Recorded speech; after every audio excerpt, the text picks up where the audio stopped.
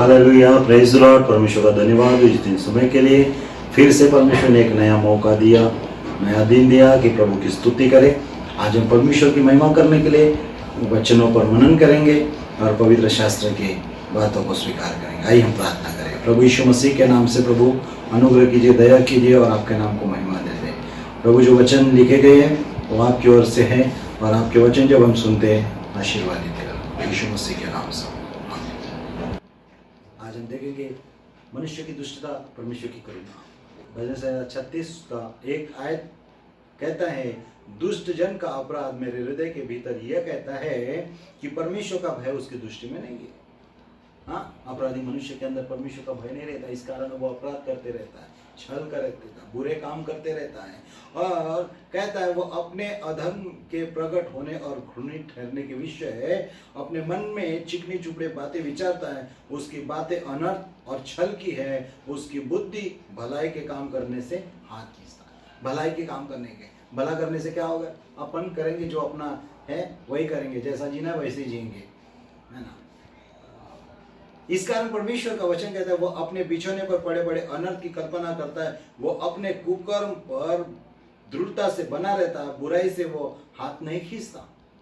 हाँ, अपराधी मनुष्य हमेशा सोचता है क्या करना चाहिए, कैसे करना चाहिए, क्या हमें क्या प्लान बनाते हैं वो लोग। और दुष्ट की अपराध, शरीर अपराध करना के और ज्यादा महत्व देता है। परंतु परमेश्वर यहाँ पे मनुष्य की दुष्टता के ऊपर ध्यान नहीं देता, परंतु परमेश्वर उसके कामों के अनुसार उसका न्याय तो करेगा, परंतु परमेश्वर की कृपा उसके ऊपर बनी रहती है। परमेश्वर यहाँ पर कहता है, जैसा भजन संहिता 36 के 5 से हम देखते हैं, तो हे यहोवा तेरी करुणा स्वर्ग में है, तेरी सच्चाई आकाश मंडल तक पहुंची है। हाँ, परमेश्वर तेरी करुणा स्वर्ग में और तेरी सच्चाई आकाश मंडल तक पहुंची है। तेरा धार्मिकता ऊंचे पर्वतों के समान है, तेरे नियम अतः सागर ठहरे। हे प्रभु तू मनुष्य और पशु दोनों की रक्षा करता है। हालेलुया। इस संसार में परमेश्वर धर्मी अधर्मी दोनों के ऊपर सूर्य करता है। क्यों सूर्य उदय करता है? क्योंकि परमेश्वर ने मनुष्य बनाया, वो उसकी सृष्टि है, वो नहीं चाहता, उसको सब मालूम है कौन बुरा है कौन भला है, कौन अच्छे काम करता है कौन बुरे काम करता है, दोनों के ऊपर। लेकिन परमेश्वर धीरज धरता, परमेश्वर वो अपराधी व्यक्ति लौट आने की इच्छा जाहिर करता। परमेश्वर वो चाहता है कि वो वापस आए, अपने अपराध से वापस आ जाए, अपने बुरे कामों से वापस आ जाए। और परमेश्वर कहता है यहाँ पर, परमेश्वर रक्षा तो जरूर करता है, दोनों की रक्षा, पशु मनुष्य दोनों की रक्षा करता है। और परमेश्वर कहता है, हे परमेश्वर तेरी करुणा कैसी अनमोल है, मनुष्य तेरे पंखों के तले शरण लेते हैं। मनुष्य तेरे पंखों के तले शरण लेते हैं क्योंकि तेरी करुणा परमेश्वर कैसी अनमोल है। परमेश्वर की करुणा के कारण आदमी, अपराधी भी बच जाता है। यहाँ का कोर्ट में अपराधी बचता नहीं है, जब उसके ऊपर कोर्ट केस दाग देता है, लगा देता है, उसको अपराधी की मोहर लगा देता है, तो उसको सजा होती है। परमेश्वर इंतजार करता है कि दुष्ट मनुष्य दुष्टता से फिर जाए और मनुष्य अपराध करने से फिर जाए, बुराई से फिर जाए और परमेश्वर के वचन पर, परमेश्वर की ओर फिरे। हालेलुया। और यहाँ कहता है, क्योंकि यहाँ बहुत सुंदर वचन लिखा है, वे तेरे भवन के चिकने भोजन से तृप्त होंगे और तू अपनी सुख की नदी में से उन्हें पिलाएगा। परमेश्वर की करुणा उन लोगों पर है जो परमेश्वर के वचन पर ध्यान देते हैं। वो चाहता है मनुष्य वापस आ जाए।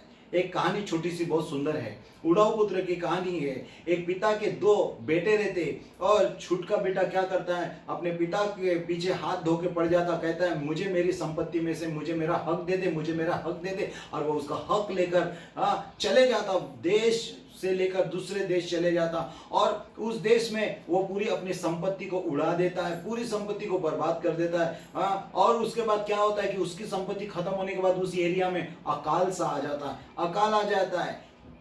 अकाल आने के बाद में खाने के लिए मोहताज हो जाता है। तो उस समय क्या होता, वो व्यक्ति सुअर चराने वाले के यहाँ सुअर चराने के लिए, सुअर मालिक के घर में क्या करता, ड्यूटी करता। सुअर मालिक क्या, सुअर चराने की ड्यूटी करता, और वो सुअर की फल्ली जो सुअर खाते हैं उसमें से जो बचेगा वो खाने के लिए भी तैयार हो जाता, क्योंकि काम धाम अकाले में कुछ नहीं मिल रहा है। इस कारण उसकी परिस्थिति सब कुछ बिगड़ गई मेरे प्यारों, उसकी परिस्थिति सब कुछ बिगड़ गई। लेकिन एक दिन वो सोचते सोचते सोचते अपराध, मेरा जीवन कैसा अपराध में था, क्या है, वो सोचने में बैठ गया। और वो सोचते सोचते सोचा कि उन्हीं मैं अपने पिता के घर चले जाऊं, काश मेरा पिता मुझे क्षमा करे। नहीं, मैं अपने पिता घर में जाऊंगा, बोलूंगा पिताजी मुझे नौकर के समान रख दे। मेरे पिता के घर में कितने सारे नौकर हैं, वो अच्छे से खाते पीते, और मैं यहाँ पे क्या कर रहा हूँ, मैं सूअरों की फल्ली कर रहा हूँ या भूखा मर रहा हूँ, है ना। वो इंसान क्या किया, अपराधी इंसान, अब वो कुकर में पूरा पैसा उड़ा दिया, सारी बुरी बातों में पैसा उड़ा दिया। उस जब अपने आप में आया, अपने पिता के घर वापस आया। आज मनुष्य, जो भी मनुष्य हो, चाहे बड़ा छोटा कोई भी हो, वो परमेश्वर मनुष्य का इंतजार कर रहा है कि वो मनुष्य, आप हो सकते, मैं हो सकता, वो मनुष्य पृथ्वी पर जितने भी लोग हैं, वो मनुष्य का इंतजार कर रहा कि हम परमेश्वर के पास जाए। जैसा उड़व पुत्र अपने आप में आ जाता और उस पिता के घर में जाता और पिता को कहता है, हे पिता, मैंने तेरे विरुद्ध और मैंने स्वर्ग के विरुद्ध क्या किया, पाप किया, गलत काम किया। पिता क्या करता है, वो बातों को सुनता ही नहीं, वो ध्यान ही नहीं देता, उसको उसके अपराध नहीं दिखते, उस बाप को उसमें अपना बेटा दिखता है, मेरा बेटा है। जबकि वो सुअरों के बीच में फल्ली खाने वाला, सुअरों के देखभाल करने वाला, उसके कपड़ों की बदबू आती होगी, परंतु वो बदबू को नहीं देख रहा, उसकी गंदगी को नहीं देख रहा जो उसके शरीर को लगी है, लेकिन वो उसको देख रहा है। किसको, अपने बेटे को देख रहा है, वो मनुष्य को देख रहा है, वो अपने बच्चे को देख रहा है। और जैसे ही अपने बेटे को देखता है, वो बाप अपने बेटे को गले लगा देता है। पूरा गंदा भरा हुआ है, परंतु वो गंदे कपड़े को नहीं देखता, परंतु वो गले लग जाता है। हालेलुया, ये परमेश्वर की करुणा है मेरे प्यारों। परमेश्वर आपके अपराधों को नहीं देखता, वो आपको और मुझे देखता है। हालेलुया। और जब वो गले लगता है, वो तुरंत क्या करता, अपने सेवकों को कहता, झट इस ले नए कपड़े लेकर आओ, छल्ला लेकर आओ, जूती लेकर आओ और इसको पहनाओ। हालेलुया। बेटे को बोलने का मौका ही नहीं देता कि मैंने ये किया, मैं वो नजरअंदाज कर देता है, आपकी बातों को नजरअंदाज करता है, क्योंकि वो भजन संहिता में कहता है, मैं तुम्हारे गुनाह को क्या करूंगा, मैं अपनी पीठ के पीछे फेंक दूंगा। हालेलुया। वो हमारे अपराधों को भूलना चाहता है। कितना करुणा में अच्छा परमेश्वर, भला परमेश्वर है। हाँ मेरे प्यारे परमेश्वर। आज जब वो बेटा उसके घर में गया तो उन्होंने क्या किया, पला हुआ बछड़ा काटा और खुशियां मनाई। और वो कहता है कि मेरा बेटा खो गया था, मुझे मिल गया, मर गया था और वो जी गया। हालेलुया। आप और मैं, जैसे हम परमेश्वर से दूर थे, लेकिन परमेश्वर की करुणा के कारण परमेश्वर ने अपने लोगों को भेजकर आपको मुझे परमेश्वर का वचन दिया, आप और मैं परमेश्वर के पास आए, वैसा ही परमेश्वर खुश हो गया। क्योंकि परमेश्वर कहता है कि जब एक आत्मा बचाई जाती है तब उस समय स्वर्ग में आनंद होता है। आप परमेश्वर की ओर मुड़ना चाहते क्या, कुछ नहीं कहना, एक ही कहना, प्रभु मैंने तेरे विरुद्ध जो भी गुनाह अपराध किया, मैं क्षमा मांगता हूँ, मुझे क्षमा कर। आप क्षमा की खान और दया का सागर है। मैं मन से विश्वास करता हूँ और मुख से अंगीकार करता हूँ, यीशु तू प्रभु है। हालेलुया। मनुष्य को आज परमेश्वर की ओर फिरना बहुत जरूरी है, परमेश्वर पिता की ओर फिरना है। और यहाँ पे बहुत सुंदर बातें लिखी है।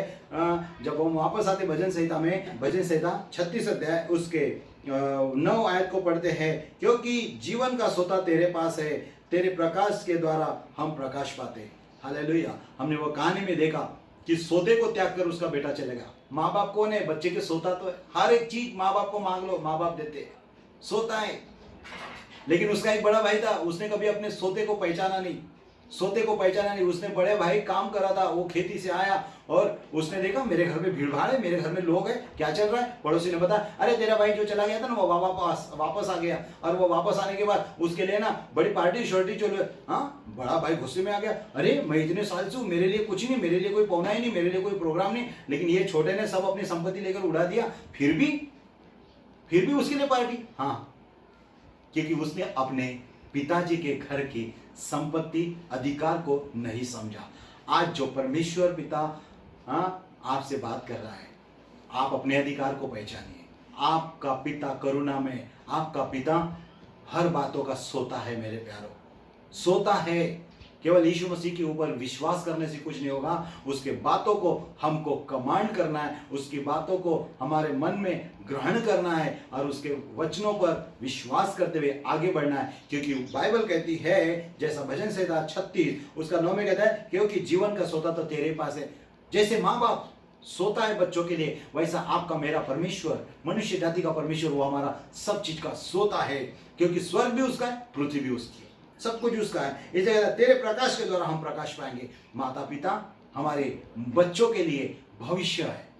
हाँ, बच्चों का भविष्य कौन है? उसके माता पिता। क्योंकि उस बच्चे के भविष्य के लिए जो कुछ भी लगता है माँ बाप प्रोवाइड करते हैं। तो बच्चों का भविष्य किसके हाथ में? माता पिता के हाथ में। हालेलुया। क्योंकि वो बच्चों का भविष्य पूरा होने के लिए अपनी जिंदगी पूरा काम करते रहते, अपने मुंह का भी निवाला, भूखे रह जाते अपने बच्चों की इच्छा पूरी करने के लिए। वो माँ बाप वो बच्चों के लिए सोता बन जाते। तो परमेश्वर आपके लिए कैसा सोता नहीं बनेगा। हालेलुया। भजन संहिता 36 उसका 10, अपने जानने वालों पर करुणा करता रहे। अपने जानने वालों पर करुणा करना है, अपने धर्म के काम सीधे मन वालों पे करता रहे। अपने धार्मिकता, परमेश्वर के भले काम को हमको करते जाना है। और कहता है, अहंकारी मुझ पर लात उठाने ना पाए और न दुष्ट अपने हाथ के बल से मुझे भगाने पाए। हाँ, परमेश्वर का वचन यहाँ पे, परमेश्वर का दास दाऊद कहता है, अहंकारी मुझ पर लात उठाने ना पाए और न दुष्ट अपने हाथ के बल से मुझे भगाने पाए। परमेश्वर यह वचन आपको मुझे बताना चाहता है कि परमेश्वर की करुणा आपको किसी के दुष्ट के हाथ में दबने नहीं देंगी, परंतु उसमें से बाहर निकालेगा। वो कहता है, वहां अनर्थकारी गिरे पड़े हैं, वे ढकेल दिए गए और फिर उठ न सकेंगे। कौन? अपराधी व्यक्ति।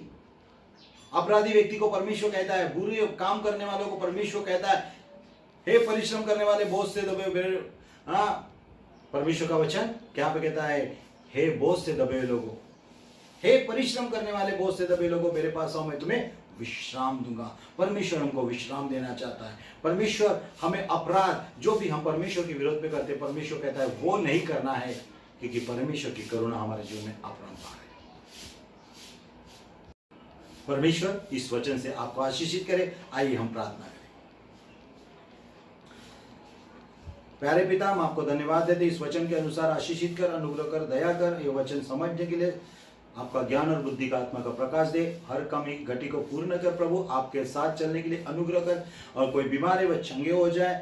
परमेश्वर पिता, हर एक आवश्यकता की पूर्ति को, निर्बल है बलवंत कर प्रभु। परमेश्वर पिता, सारी दुर्बलता को दूर करते हुए सब रोगों को चंगा कर प्रभु। ये वचन पिता परमेश्वर आपके वचन के अनुसार ब्लेस होने पाए प्रभु। परमेश्वर, आपके लोग आपकी ओर मन फिराने पाए, और आपके लोग जब आपके ऊपर मन फिराते हैं तो प्रभु आशीषित कर। यीशु के नाम से प्रार्थना।